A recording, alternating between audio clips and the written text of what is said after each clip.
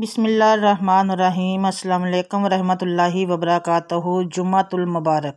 आप सबको बहुत बहुत मुबारक हो। आज जुम्मे के दिन मेरे तमाम बहनें ज़्यादा से ज़्यादा दुरूद पाक पढ़ेंगी।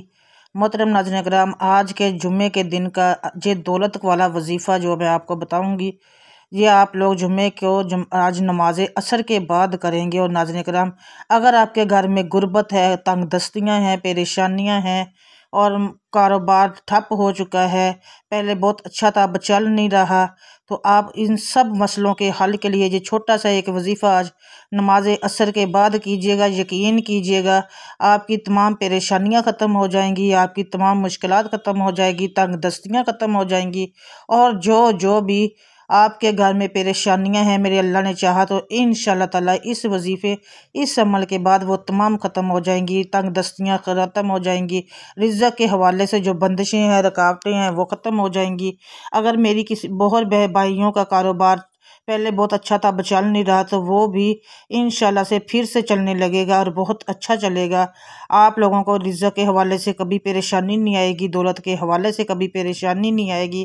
आज आप लोग नमाज असर जुमे के दिन नमाज असर के बाद ये छोटा सा एक अमल कर लीजिएगा। ये अमल बहुत ही पावरफुल और मुजरब है। बहुत से बहन भाई ऐसे हैं जो वजीफ़ा करते भी हैं और उनको उनसे फ़ायदा भी होता है।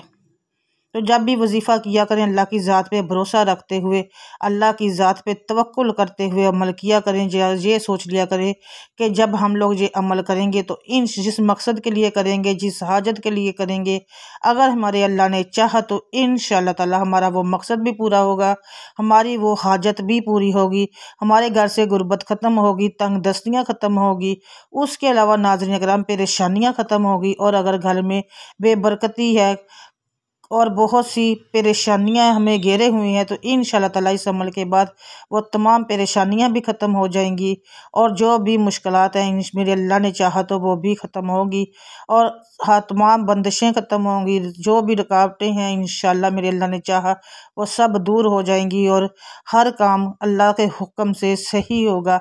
जो मांगेंगे वो मिलेगा। जिस हाजत के लिए ये अमल करेंगे वो हाजत इंशाअल्लाह आपकी पूरी होगी। लेकिन बात वही आ जाती है कि नेक हाजत होनी चाहिए, जायज़ हाजत होनी चाहिए, जायज़ मकसद होना चाहिए।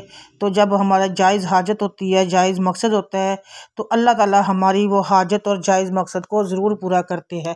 अच्छा, आप लोगों ने करना क्या है वो मैं आप लोगों को बता देती हूँ। छोटा सा अमल है, आप लोगों ने नमाज असर के बाद करना है। और जुम्मे के दिन का तो आपको पता ही है कि जुम्मे के दिन में एक घड़ी ऐसी होती है जिसमें अल्लाह ताला सबकी दुआ पे कबूल सबकी दुआओं को कबूल करते हैं और कहते हैं कि वो घड़ी असर और मगरब के बीच में होती हैं। थोड़ा सा वक्त असर के बाद और मगरब तक आराम से बैठ जाया करें, सारे काम छोड़ दिया करें, हर चीज़ को छोड़ दिया करें। उस वक्त असर से लेकर मगरब तक कोशिश किया करें कि अल्लाह को याद करें, अल्लाह कोई दुरूद पढ़ना शुरू कर दें, कोई तस्बीह करना शुरू कर दें, कोई आयत करीमा पढ़ना शुरू कर दें, कोई सूरत का विरद शुरू कर दें। क्यों? और दिल में अपने किसी मकसद को रख के करें, क्योंकि पता नहीं वो कौन सी घड़ी किस वक्त हमें नसीब हो जानी है और वो दुआ हमारी कबूल हो जानी है।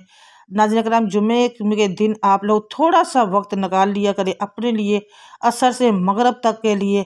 उसके बाद हमने अपने काम ही करने हैं, चलना हर सब कुछ ही करना होता है।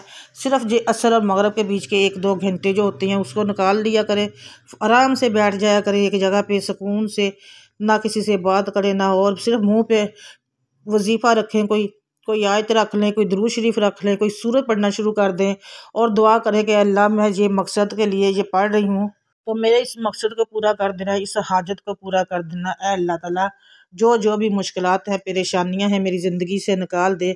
अगर रिज़्क़ की तंग दस्तियाँ हैं मेरे मालिक हमारे घर में, तो वो तंग दस्तियाँ ख़त्म कर दे मेरे अल्लाह, हम सब की मुश्किलात को आसान कर दे। आप लोगों ने अच्छे से दुआ मांगनी है और वहीं बैठे बैठे आप लोगों ने अमल करना है।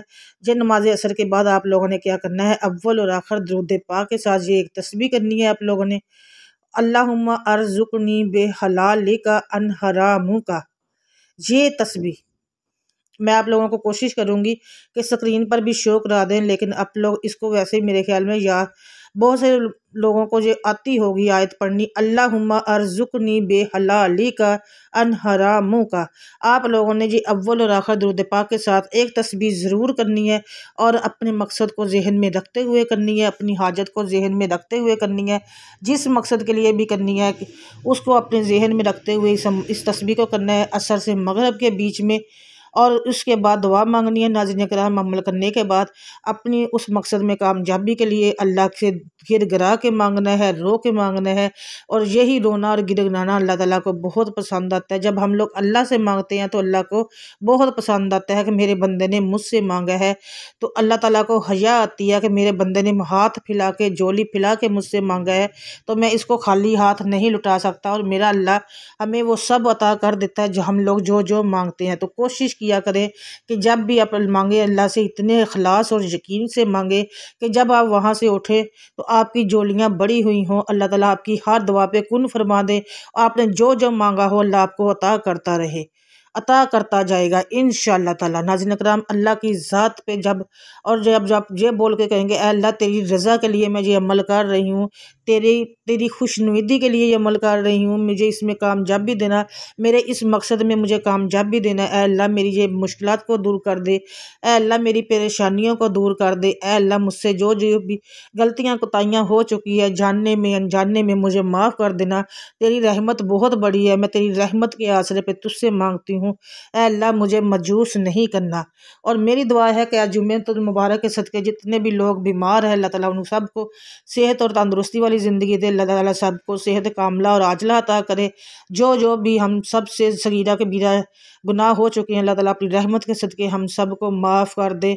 और नाज़रीन कराम, जाने अनजाने में अगर किसी का दिल दुखाया है, किसी को दुख दिया है, तो सब एक दूसरे को माफ़ कर दे।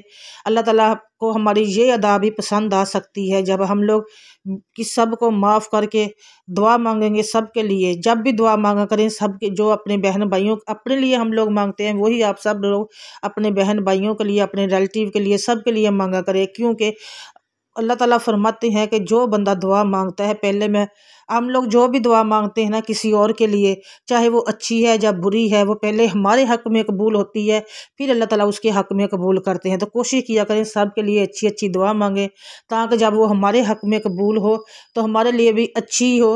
और अल्लाह ताला हम सब के लिए हमारी जो भी परेशानियाँ हैं, जो भी मुश्किलात, अल्लाह ताला वो हम सब की दूर कर दे, ख़त्म कर दे। और हम सब के सगीरा कबीरा गुनाहों को माफ़ कर दे। इस जुम्मतुल मुबारक के सदके अल्लाह हम सब की रिज़्क़ में फरावानी दे, हमें रिज़्क़ हलाल अता कर। अल्लाह जो भी तेरी तेरी रज़ा के लिए हम लोग कर सकते हैं इंशाल्लाह कोशिश होगी हम ज़्यादा से ज़्यादा करें। नाज़रीन कराम, कमेंट सेक्शन में आप लोगों ने अल्लाह ताला के 99 नामों में से एक नाम ज़रूर लिखना है। और उसके अलावा रिज़्क़ में बरकत के लिए आप लोगों ने कमेंट सेक्शन में अल्लाह ताला के 99 नामों में से एक नाम लिखना है। वीडियो को लाइक करना है। चैनल पे पहली बार आए हैं तो सब्सक्राइब ज़रूर कीजिएगा। दुआ में याद रखिएगा। इंशाल्लाह दोबारा से आपसे मिलूँगी एक और वजीफ़े और एक और अमल के साथ बशर्ते ज़िंदगी। तब तक के लिए अल्लाह हाफिज़। जज़ाकल्लाह खैरुन कसीरुन। सबको जुम्मतुल मुबारक।